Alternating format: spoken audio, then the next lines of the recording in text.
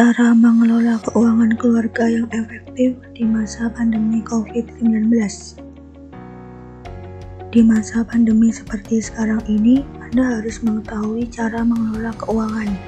Dengan kata lain, Anda juga dituntut untuk pandai mempraktikkan cara mengelola keuangan.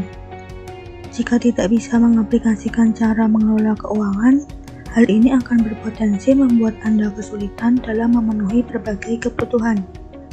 Lantas, bagaimana cara mengelola keuangan yang baik dan benar? Berikut adalah cara-cara yang bisa Anda lakukan untuk mengatur keuangan secara efektif. Cara mengelola keuangan yang pertama adalah memahami apa itu kebutuhan dan keinginan.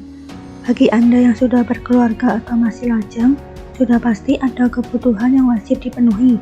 Contohnya, kebutuhan untuk keperluan sehari-hari seperti makan, hingga alokasi pendidikan. Namun, pada praktiknya cara mengatur keuangan tidak hanya digunakan untuk kebutuhan yang bersifat wajib, melainkan juga digunakan untuk belanja yang berdasar dari keinginan semata. Terkadang kita mengalokasikan dana lebih banyak bukan pada kebutuhan, tapi pada keinginan.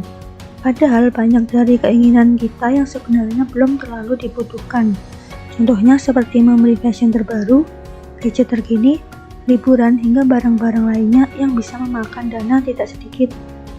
Jadi, cara mengelola keuangan yang pertama yang perlu Anda lakukan adalah pahami perbedaan kebutuhan dan keinginan.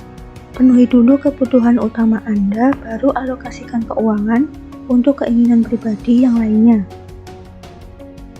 Cara mengelola keuangan yang kedua adalah menghitung seluruh pendapatan yang masuk selama 1 bulan.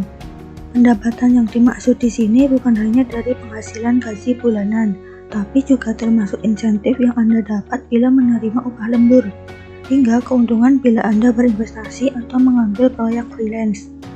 Ini penting dilakukan agar Anda bisa membagi alokasi penghasilan yang Anda miliki ke kebutuhan yang harus Anda penuhi. Cara mengelola keuangan yang ketiga adalah membuat daftar pengeluaran prioritas selama 1 bulan.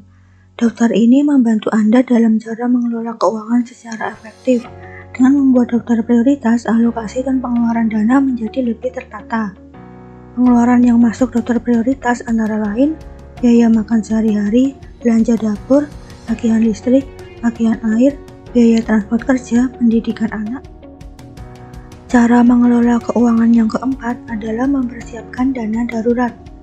Dalam menjalani kehidupan, tidak semuanya bisa berjalan mulus sesuai yang direncanakan. Banyak hal yang tiba-tiba saja terjadi di luar rencana Anda. Contoh yang sering terjadi adalah musibah seperti kecelakaan, PHK, hingga krisis ekonomi yang berskala besar, atau juga kondisi karena pandemi seperti sekarang. Apabila salah satu dari hal tersebut terjadi, maka sumber penghasilan Anda bisa saja terganggu, bahkan bisa lebih buruk dari itu. Saat itulah manfaat memiliki anggaran dana darurat bisa dirasakan. Untuk itu, sebagai cara mengelola keuangan yang penting bagi Anda adalah untuk mempersiapkan dana darurat. Caranya, selain untuk kebutuhan pokok, sisihkan sebagian dari penghasilan Anda setiap bulan untuk dana darurat. Besarnya relatif bisa 10-30% dari penghasilan yang Anda dapat tiap bulannya.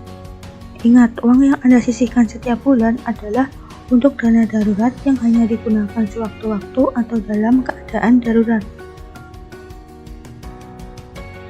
Cara mengelola keuangan yang kelima adalah menunda keinginan untuk membeli barang yang belum dibutuhkan.